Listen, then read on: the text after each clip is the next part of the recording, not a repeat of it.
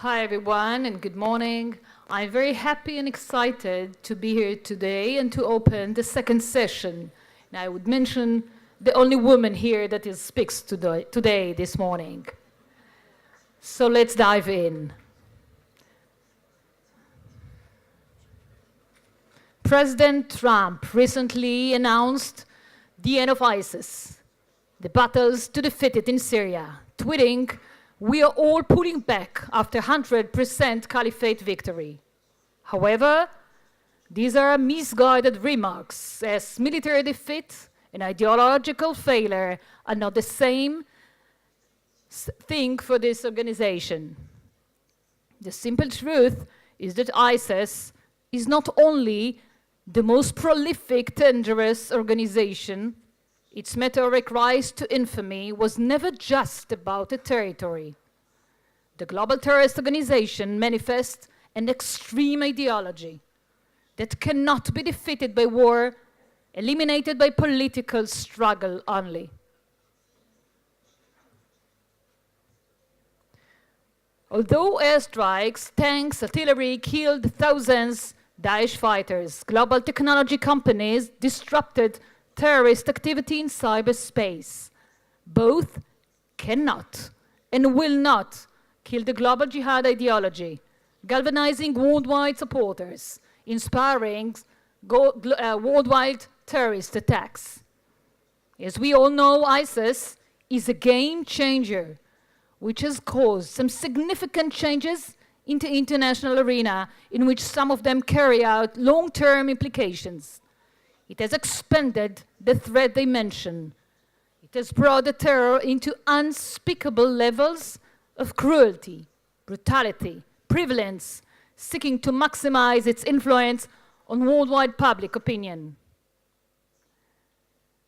Despite the collapse of the Islamic State, loss of territories in Iraq and Syria, it remains a significant threat, a formidable terrorist organization.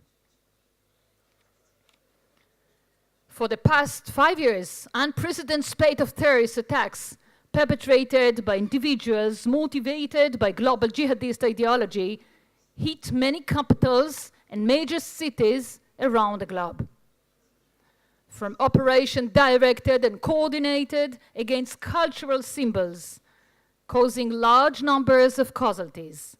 See, for example, the Bataclan Theatre in Paris, rock concert in Manchester, to terrorist attacks in city centers such as Barcelona, Berlin, Brussels, and the like. Terrorist events were selectively targeted to symbolic dates and timing, like the 14 Juillet, the Independence Day, the Bastille Day in Nice Promenade, Christmas market in Berlin, as well as the latest one in Strasbourg. Whereas some of these terrorist attacks were organized and pre-planned by small organized cells or physical and virtual jihadist groups, some others were carried out by lone wolf attackers inspired by ISIS and its extreme ideology. See, for example, the terror event in nightclub in Florida, as well as the event in San Bernardino, California. Multiple do-it-yourself terrorist attacks occurred worldwide using simple, easy-to-obtain weapons such as vehicles and kitchen knives. See, for example, the simultaneously family terrorist attacks in Surabaya, the second largest city in Indonesia, that were carried out by a whole family. Mother with 2 daughters detonated themselves next to a local church, while 2 brothers drove on a motorcycle and blew them up next to another church, while the father of the family drove his car into the crowd and exploded himself. Looking from political perspective, ISIS has not only influenced the international security realm, launching lethal, devastating terrorist attacks, but it has also influenced dramatically. It has changed the geopolitical map of the Middle East, accelerated its disintegration, particularly the Sunni Shia sectarianism it has found useful to cultivate. Shattered Iraq and Syria, leaving hundreds of thousands dead, more than 500,000 only in Syria, leading 14 million of displaced persons to seek for new and safer life across borders, mainly in Europe. It has also widened the rift between radical Islam, led by the global Salafist jihad movement, headed by ISIS and Al-Qaeda, moderate mainstream Islam that influenced by West and the Western values. Above and beyond geopolitical and security realms, ISIS remarkably influenced the worldwide media sphere. In my forthcoming book, The Art of Marketing Terror, I explain and elaborate how ISIS intensively and provocatively utilized cyberspace, weaponized social media, manipulated terrorism into a cool, populist, worldwide social phenomenon, shattering all existing social norms and conventions. He has transformed the terrorism phenomenon into our daily routine, integral, normal part of our life. If prior to 2014, each and every terrorist event often appeared in headlines or as breaking news, today, 2019, the terrorist incidents are mentioned either as another tweet among millions others or as a low-profile items on the newscast.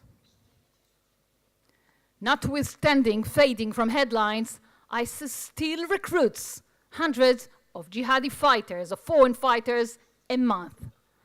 The global jihad is still a global brand, a model of inspiration for masses of Muslims and others around the globe who adhere, who support the global jihad ideology. This is an outcome of an adoption of digital marketing approach, continuous marketing efforts, intensive use of social networks by ISIS for radicalization and mass recruiting, thus influence worldwide public opinion. ISIS' immense impact on worldwide public consciousness may represent the apex of its achievements in numerous ways. First and foremost, as a global brand. Like a modern digital company, ISIS has skillfully leveraged on the powerful impact of social media, integrated between its social and technological aspects, developed a unique black and white marketing strategy, implemented a successful multilingual audiovisual marketing campaigns, using digital marketing techniques, security platforms like Telegram for storing and distributing jihadi material online, such as do-it-yourself manuals for self-taught how to carry out terrorist attacks worldwide. Unlike its predecessor, Al-Qaeda, who selectively recruited only adult, educated male, mainly from the Arab world, ISIS has pursued a calculated, sophisticated strategy of targeting, appealed to various audiences across the world, recruited tens of thousands of Muslims, individuals and family to its ranks, including more than 5,000 female, means mothers and young kids, young girls, as early as 5 years old. Intimately and directly, ISIS touched bleeding wounds, deep anguish, manipulated feelings like hatred and fear, senses like despair and alienation, while recruiting both online and physically for the sake of the establishment of the purest Islamic caliphate. In addition, it did not hesitate to address the most vulnerable segment, literally the children, the cubs of the caliphate, expose them to mass killing, beheadings, crucifixions, and other atrocities, while some of the other elder children were also coerced to take part in more, let's say, crisis against humanity. Thus, encouraging violence, indoctrinating, brainwashing, sowing the seeds to its virulent, fanatic ideology on mass scale in the hearts and the minds of the next generation of the future terrorists. Sophisticated use of social networks enabled ISIS to viral distribute its militant messages and gruesome images and movies. Utilize crowdsourcing, redistribute and reprint attributes of social networks, thus achieved massive exposure, immense popularity, global reach of its brutal content using limited resources, created a global virtual jihadist community, gathers 40 million members and supporters from different national, cultural, ethnic backgrounds from all over the world, who share the support to the global jihad ideology. And it's alongside its attributes like the love of death ethos, as well as the passion to kill and to be killed. Let me finish with very short say that we must be clear about the differences between taking back territories from ISIS and the defeat of ISIS. A loss of territory does not mean that ISIS will completely disappear. ISIS still seen as a major threat to US as well as to Europe. The jihadology and its lethal nature cannot be destroyed or defeated. The ideological battle, the war of ideas, is far from being over.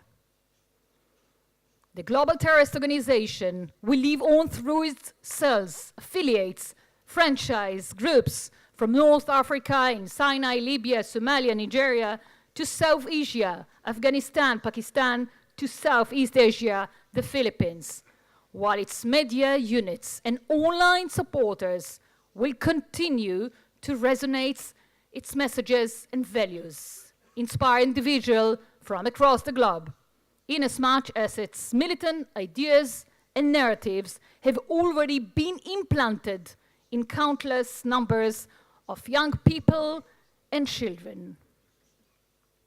Only by working to ensure that the current generation is not vulnerable to the allure of violent ideologies like the global jihad doctrine can countries and cities and major cities and capitals can avoid similar tragedies in the future. And this effort will not be easy, will require a series of allocation of resources, political capital, and goodwill.